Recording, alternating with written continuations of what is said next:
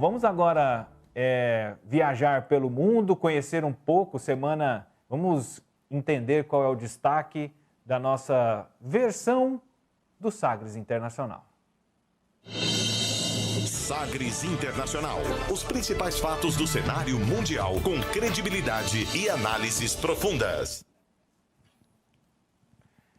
Estamos com o nosso Sagres Internacional, por isso a gente, toda quinta-feira, aqui na nossa... Hoje é quinta-feira, então toda quinta-feira a gente recebe o professor Norberto Salomão. Seja muito bem-vindo, professor. Já estou confundindo os dias da semana. É assim mesmo, está uma loucura isso aí, né? Pois é, Vinícius, boa tarde. Olá para você, para todos aqueles que nos acompanham, seja aí no YouTube, nas ondas do rádio, né? Enfim, nos tocadores de podcast. Aquele abraço, muito obrigado pela audiência de vocês, né, por nos acompanharem, e agradecer também a todos aqueles que estão aí nos bastidores, nos auxiliando a levar essa transmissão à frente. Sem eles, não seria possível, né? Pois é, Vinícius, estamos aqui hoje para a gente falar um pouquinho de 10 anos de uma guerra sem fim, pelo menos é o que parece até o momento, né?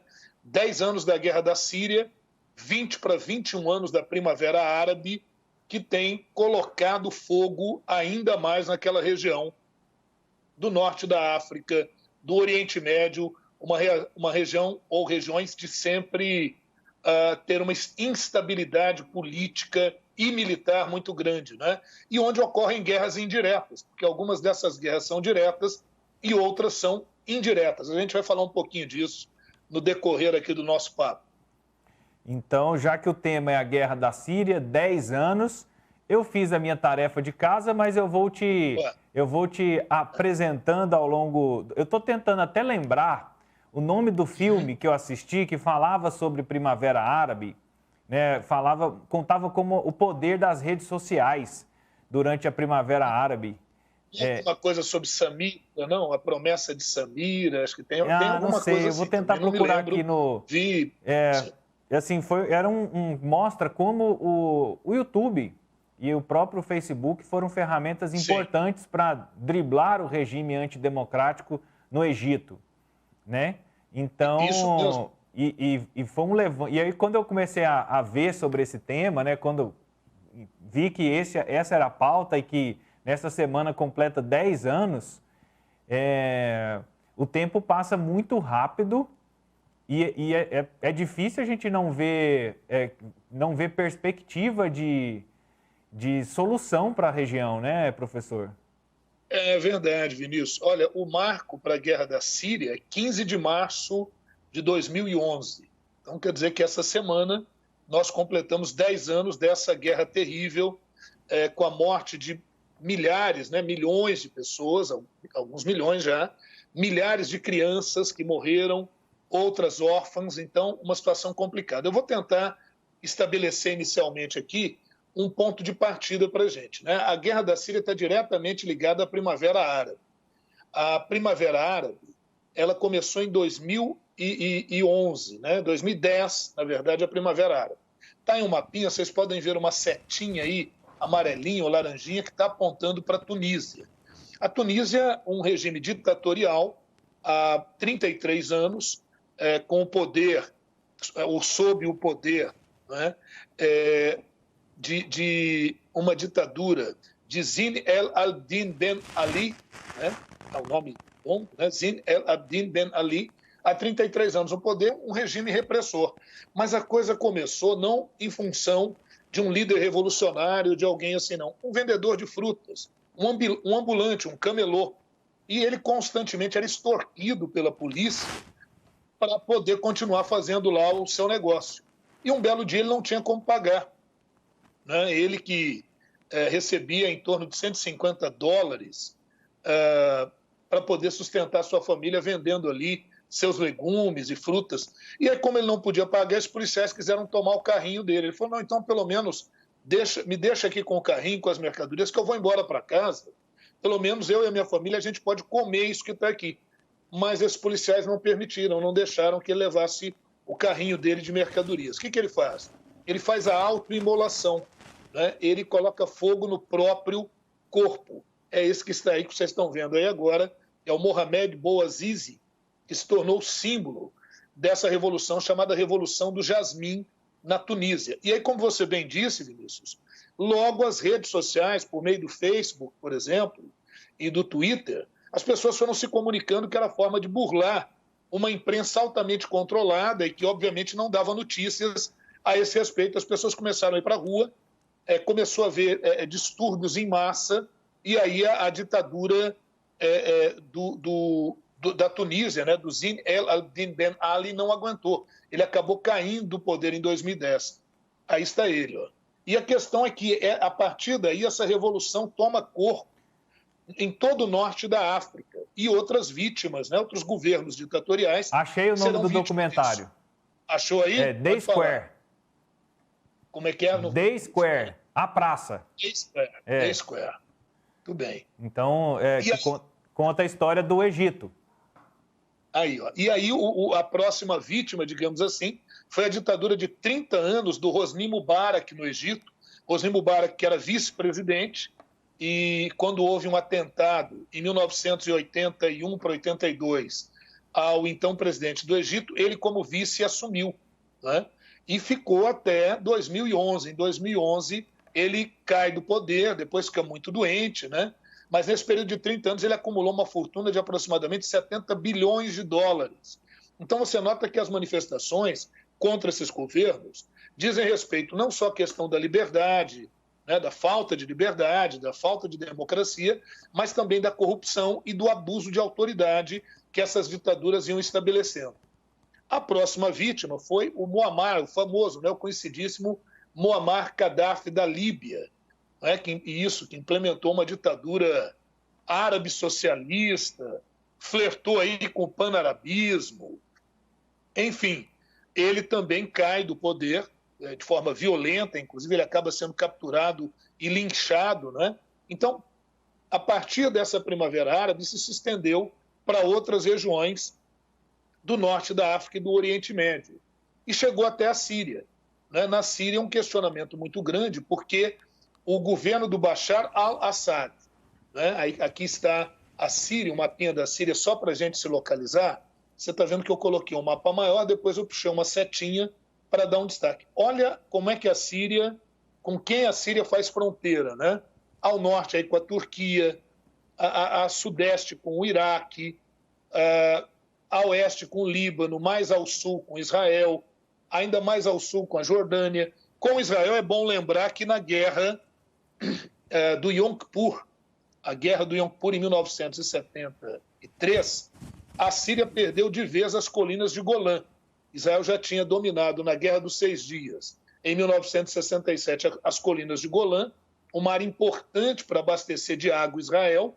Israel nunca quis devolver. Em 73, na Guerra do Yom Kippur, Israel consolidou realmente seu domínio e até hoje um território que era da Síria, o território é esse, colinas de Golã, está sob domínio de Israel. Bom, quem é que governa Israel desde a década de 70 até hoje? É um partido chamado Ba'ath, Partido Ba'ath. Esse partido se diz panarabista, mas ele oscila à esquerda, a centro. Não há uma fidelidade assim ideológica tão forte do Ba'ath, principalmente nos últimos tempos. E a família que está ao poder, a família Assad. Primeiro com Hafez Assad, que aí está, e depois com seu filho, o famoso, conhecido Bashar al-Assad, que é esse que está aí. Esse assumiu em 2011 com a morte do pai. Quem deveria assumir deveria ser o irmão mais velho dele, mas o irmão mais velho morreu em um acidente automobilístico, e então ele é chamado, faz carreira militar. Outra curiosidade da Síria. A Síria é um país de maioria sunita. Vamos só lembrar um pouquinho do islamismo?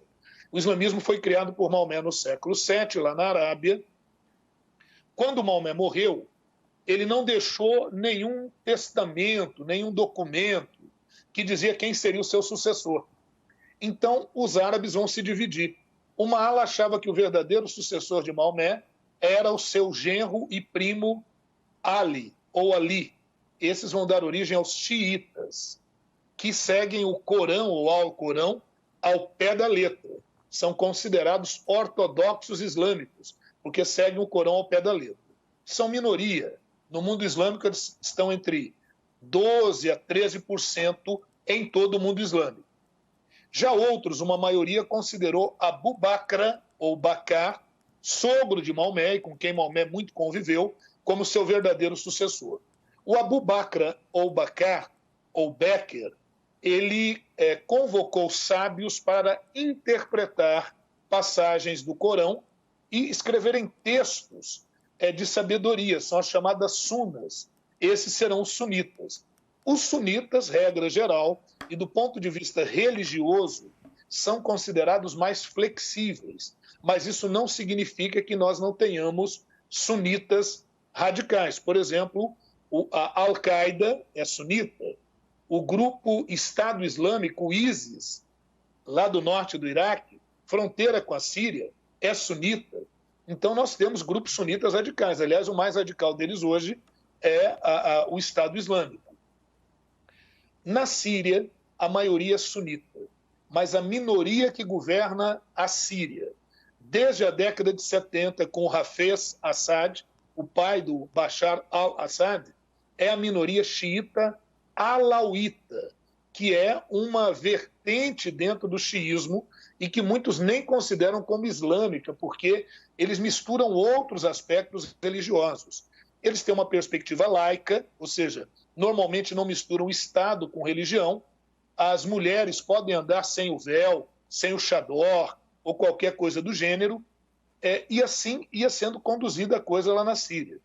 Só que essa minoria, para não sair do poder, criou toda uma estrutura legal que impede a oposição, que é a maioria, de vencer. Então, há uma rede de serviços secretos na Síria, não é um só. Esses serviços secretos vigiam as possíveis oposições e também se vigiam entre si para evitar qualquer golpe de Estado. Então, é uma coisa muito bem blindada. Então, esse é mais um elemento que eu coloco. A Síria tem riqueza?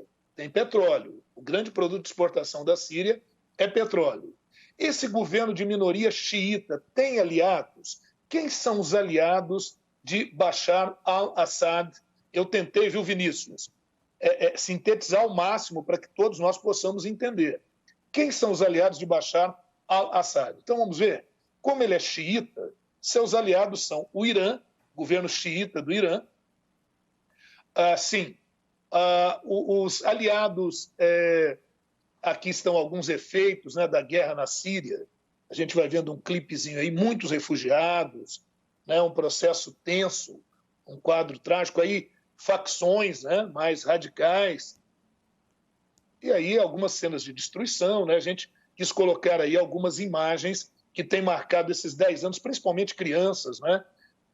Crianças e refugiados. Aqui uma comparação do Bashar al-Assad com Hitler, colocando Assad igual a Hitler. Até o bigodinho eles imitaram aí do Hitler, porque muitos os opositores consideram Bashar al-Assad como um genocida.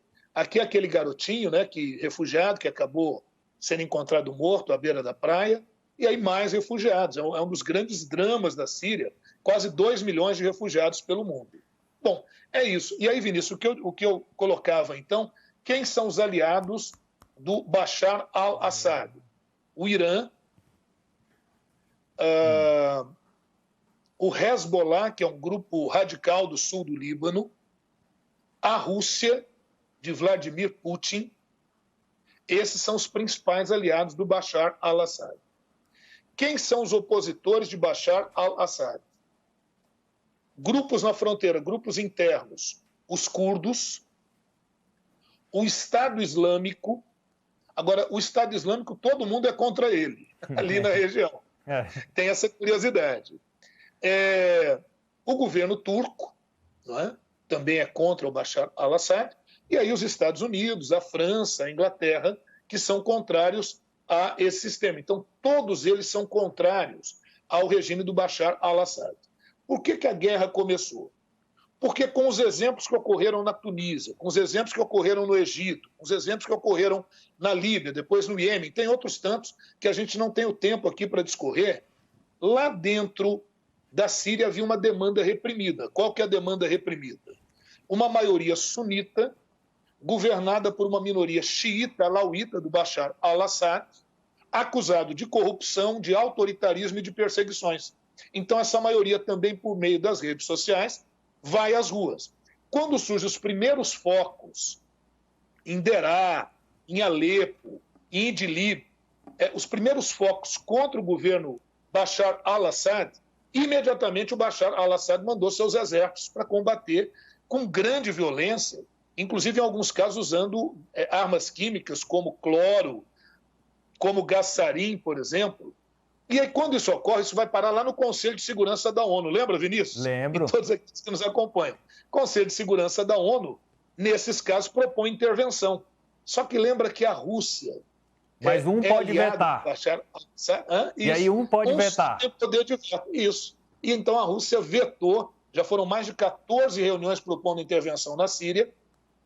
A Rússia veta terminantemente porque a Síria ela é estratégica pelos oleodutos que ela tem, fazendo ligação com a Rússia, e por bases militares que a Rússia tem na Síria, inclusive a base de Tartuk, no litoral sírio. Então, veja que a Síria hoje está ancorada e amparada na Rússia. Inclusive, intervenções militares irregulares da Rússia na Síria, que isso aí daria uma terceira guerra mundial fácil, né? Foram feitas e permitiu ao Bashar al-Assad recuperar 70% do território que ele já tinha perdido. Foram feitas eleições em 2016 para presidente, o Bashar al-Assad ganhou com mais de 90% dos votos. É bem verdade que só 56% dos eleitores compareceram, as eleições só foram feitas nos lugares que já estão sob o domínio do governo, né? E candidatos da oposição estão todos no exílio, então eles não podem se candidatar. E para se candidatar na Síria, você tem que estar pelo menos 10 anos no país. Esse é um problema. Então, com a ajuda da Rússia, o Bashar al-Assad recuperou grande parte dessa região, o que demonstra para a gente que está muito longe ainda desse conflito acabar, porque, do outro lado, a Arábia Saudita, que é contra o Irã e contra a Síria, e também Israel, que é contra o Irã e contra o governo da Síria, né? Quando eu falo Síria, o governo do Bashar al-Assad, eles têm armado clandestinamente os grupos rebeldes na Síria. Então, apesar do Bashar al-Assad já ter recuperado 70% do território, grupos armados ainda continuam na região. Aí, Vinícius, você pode me perguntando, porque como a coisa é muito ampla, fica à vontade para você fazer suas perguntas aí, a gente vai destrinchando o que for necessário. Eu espero que a minha explanação tenha sido minimamente clara para quem está nos acompanhando. Não, com certeza foi clara e completa, né? Muito clara, entender um pouco dessa história, desse contexto, né? E de por que ainda se fomenta essa guerra, né? Eu até fiz, como eu disse, eu fiz minha tarefa de casa. Eu sei que sempre se dedica, então, assim, aí. E me chamou muita atenção a questão dos refugiados, né? Foi citado ali, a gente trouxe algumas imagens. A população da Síria antes da guerra era de 22 milhões de habitantes. Isso. E aí eu encontrei alguns dados em relatórios da ONU que eles estimam que 11 milhões e meio de pessoas estão espalhadas pelo mundo como refugiados. Isso. O Brasil tem mais ou menos 11 mil cidadãos sírios refugiados aqui. E, além disso, dados do Observatório Sírio de Direitos Humanos, eles estimam que cerca de 400 mil pessoas morreram, a maioria civis, morreram nos ataques, nessa guerra. Então, nós estamos aí falando de uma população que havia de 22 milhões e que está ficando com 40% dela presente no país, né?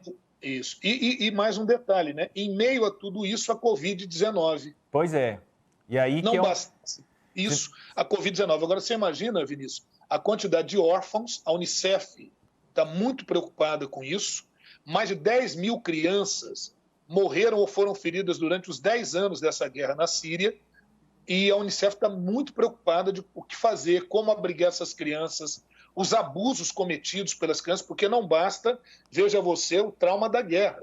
Além disso, o abuso de todos os níveis que você possa imaginar em relação a essas crianças sírias e ao deslocamento dessas populações. Então, realmente, a Síria hoje, eu posso dizer que é um país que vive uma crise humanitária, sem dúvida nenhuma, e infelizmente uma guerra que não tem prazo para acabar por todos esses atores que estão aí envolvidos nesse processo. E aí você cita isso. Outro dado da ONU que me chamou muito a atenção é que 80% da população síria está abaixo da linha da pobreza. Ou seja, é uma guerra que causa destruição, que causa sérios impactos, mas ao mesmo tempo traz muita pobreza, muita fragilidade, muita vulnerabilidade. E e é difícil não se comover com o momento. Verdade. Você imagina eu, porque a minha avó era da Síria, né? Eu sou descendente de sírios, e eles vieram para o Brasil. Lá nunca foi fácil, né? Eles vieram para o Brasil lá no início do século passado para tentar a vida aqui no Brasil, e aqui se fixaram. Minha avó dizia: o Brasil é o melhor país do mundo, porque não via aqui uma guerra, conflitos como lá. O Brasil tem seus problemas, mas diante de um quadro tão caótico como esse que a gente observa, é muito complicado, né, Vinícius? E afirmar também assim, com o governo Joe Biden agora, talvez com uma linha mais diplomática, será que não seria possível resolver ou amenizar esse problema? A questão, Vinícius, é que há um medo muito grande dessa minoria xiita, alauíta, que é o grupo do Bashar al-Assad, de deixar o poder. Porque eles entendem que a hora que eles deixarem o poder, eles serão simplesmente trucidados pelos outros grupos, a maioria muçulmana principalmente. Então há um temor muito grande nesse sentido, então eles estão se agarrando com unhas e dentes e o que puderem para que não abandone o poder, porque já foi tentado um governo de transição para que ocorram eleições livres efetivamente, com observadores internacionais. Agora, se tiver eleições livres na Síria, é só a gente pensar, a maioria é de muçulmanos sunitas. Então a gente teria completamente uma virada no jogo. Coisa parecida aconteceu no Iraque, é bom lembrar, o Iraque foi governado por uma minoria sunita, o Saddam Hussein, ele era sunita, num país em que a maioria é xiita. Quando houve aquela intervenção dos Estados Unidos em 2003 no Iraque, se propôs um governo de coalizão, não foi o que aconteceu. Os xiitas chegaram ao poder, passaram a perseguir violentamente os sunitas e muitos grupos sunitas armados foram para o norte do Iraque e criaram o ISIS, o Estado Islâmico. Então, normalmente, essas intervenções elas têm que ser feitas de forma muito cirúrgica, com muito tempo de negociação, mas, infelizmente, enquanto tudo isso acontece, velhos, crianças, população carente, doentes, a expansão do coronavírus. Imagina, agora, talvez, na Síria, nos redutos controlados pelo Bashar al-Assad, a Rússia já prometeu uma maciça vacinação com a Sputnik V. Talvez aí dê algum alento nesse sentido. Mas em relação às questões de conflito, infelizmente, o horizonte não é claro, não. Professor, muito obrigado pela aula, pelas informações, pelo conhecimento e até sábado no podcast. Até sábado. É isso aí, podcast Sagres Internacional. A gente vai trabalhar um pouquinho desse tema lá também e outros temas que virão aí pela frente.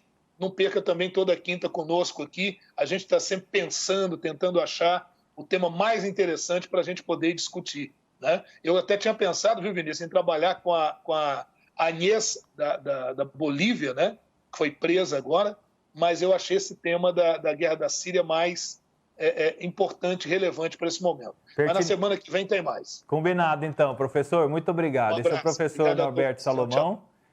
Ele participando conosco aqui dentro do nosso Sagres em Tom Maior, o nosso momento de olhar para fora, de olhar para os países, né? Olhar para o mundo e também aprender com os erros que estão sendo cometidos para que a gente não possa ter e viver experiências como essas, né? Trazidas hoje, essa guerra na Síria e todas as consequências que ela traz.